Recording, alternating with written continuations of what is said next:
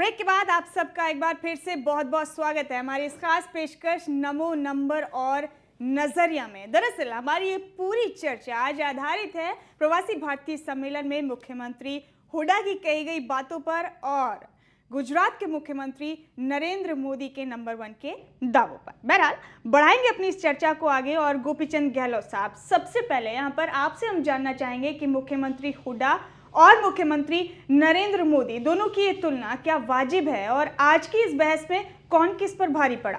जहाँ तक आप गुजरात और हरियाणा की बात करेंगे तो उस पर एक अलग नजरिया होगा और जहाँ तक आप मोदी जी और भूपेंद्र सिंह हुड्डा जी की बात करेंगे वो एक अलग नजरिया होगा। नहीं, हरियाणा और गुजरात की बात नहीं कर रहे हैं। आज जहाँ तक मोदी जी की बात है, आज मोदी जी का कद जो है वो देश में एक अलग तरह का कद है, वो मेरे को कहने की जरूरत नहीं।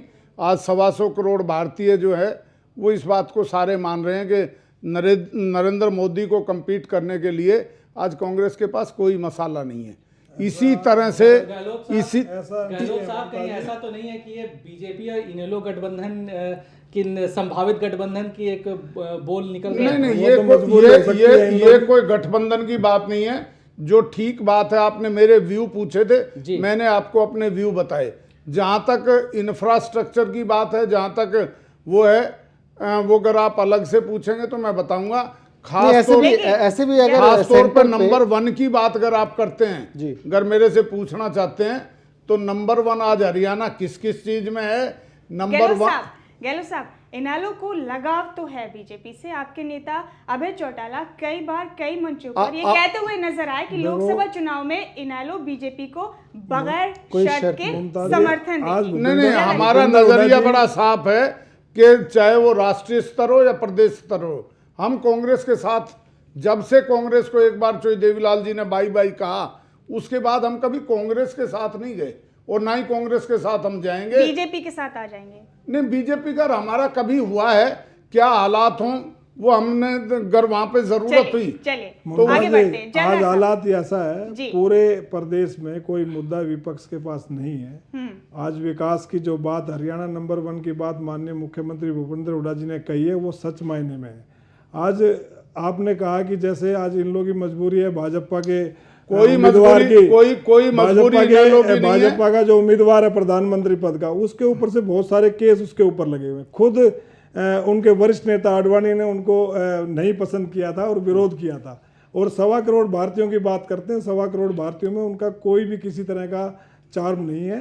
उसके ऊपर बहुत सारे केस स्वयं गुजरात के अंदर 2000 के आज सामने, आपके सामने किस तरह से नरसंहार हुआ था, किस तरह से वहाँ कत्लेआम हुआ था। मैं प्रदीप जी को बीच में रोकना चाहूंगा कि जो 2002 के दंगों की बात कर रहे हैं, ये बड़े ही अभी अफसोसजनक है, क्योंकि सुप्रीम कोर्ट से क्लीन चिट मिलने के बाद, SIT से क्लीन चिट मिलने के बाद, का देश है, इसमें भारतीय हर अदालत से क्लीन चिट मिलने के बाद में जेलदार नहीं मिलेगा। यादव जी, मुद्दे पर आते हैं। जलदार साहब, आप जरा ये बताइए कि आज जो भी हुआ, नंबर 1 का जो ये मुकाबला हुआ दोनों मुख्यमंत्रियों के बीच, बीजेपी ने उस पर नाराजगी जताई कि मोदी की तुलना हुड्डा से नहीं होनी चाहिए। क्या ये वाजिब है? मोदी की तुलना हुड्डा से नहीं होनी चाहिए, जो आपने मुमताज कोश्चन किया है, सच मायने में है कि अभी मुख्यमंत्री जो मोदी जी हैं, वो मुख्यमंत्री का जो कार्यभार उन्होंने अच्छी तरह से नहीं चला पाया। उनकी बात ठीक है भाजपा के लोगों की कि वो आज हमारे प्रदेश में विकास जो नंबर 1 की बात आप देखते होंगे अक्सर कि वो खाली झूठी नहीं है, उनके यहाँ बहुत सारी झूठ का पोल खुला है, बहुत सारी अलग अलग बातों पर। मोदी जी बोलने में एक माहिर हो सकते हैं।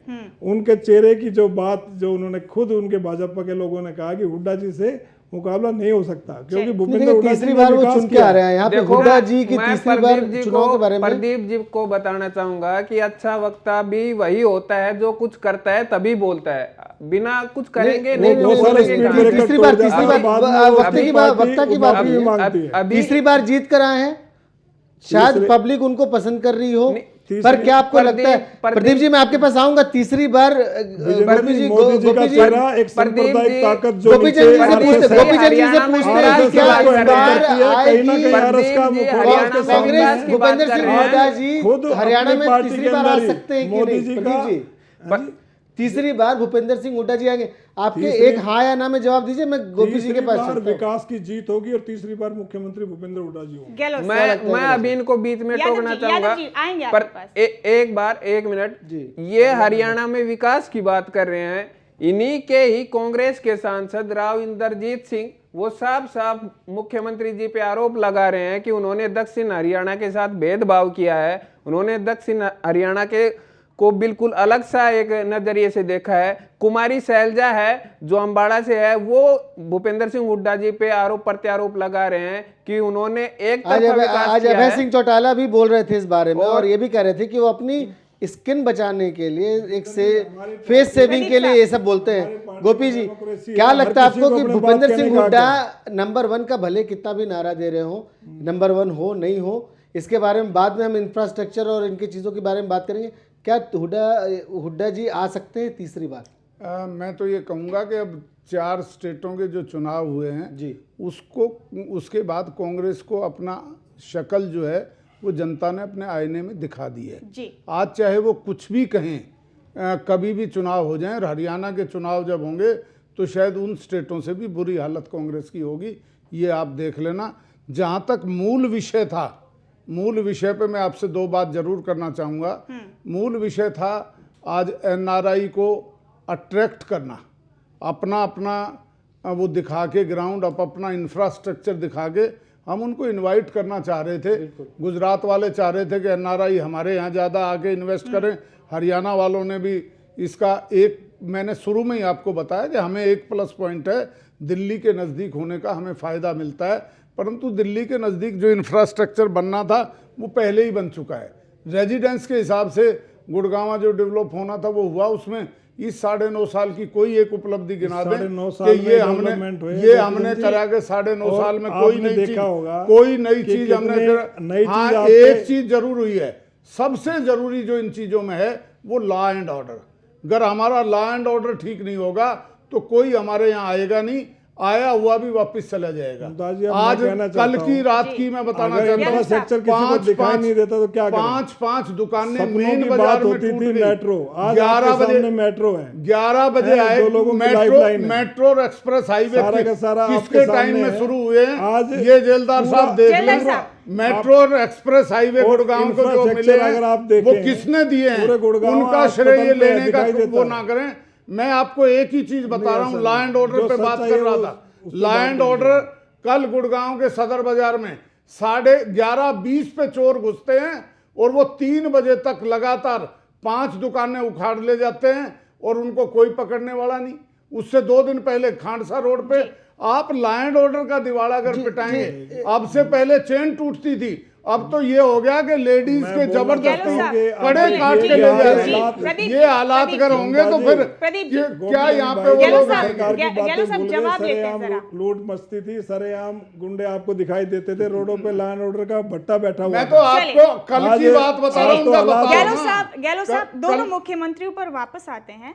संदीप यादव जी, आप जरा बताइए कि बीजेपी के अकेले ऐसे मुख्यमंत्री नहीं है नरेंद्र मोदी जो तीसरी बार सत्ता में आए हैं। मध्य प्रदेश से शिवराज सिंह चौहान भी तीसरी बार ही सत्ता में आए हैं, लेकिन उनके विकास की, उन्होंने अच्छे काम किए, वो इसलिए तीसरी बार आए हैं। उस चीज़ की बातें बीजेपी में बहुत कम होती हैं, शायद इसलिए कि नरेंद्र मोदी को आने वाले लोकसभा चुनाव में उनके चेहरे को सामने रखते हुए बीजेपी को उसका सियासी फायदा उठाना है। तो अब भी यही हुआ। ऐसी बात नहीं है जो आप बोल रहे हैं। मध्य प्रदेश में शिवराज सिंह चौहान के नेतृत्व में जो भी भारतीय जनता पार्टी ने काम किया है उसकी चर्चा भारत के आज हर राज्य में होती है, चाहे वो बीजेपी का हो या कांग्रेस का हो। अगर मैं एग्रीकल्चर ग्रोथ की बात करूं, एग्रीकल्चर परसेंटेज की बात करूं, तो आज पूरे देश में मध्य प्रदेश का एग्रीकल्चर ग्रोथ रेट 18% है, जो पूरे देश का 2 या 3% है।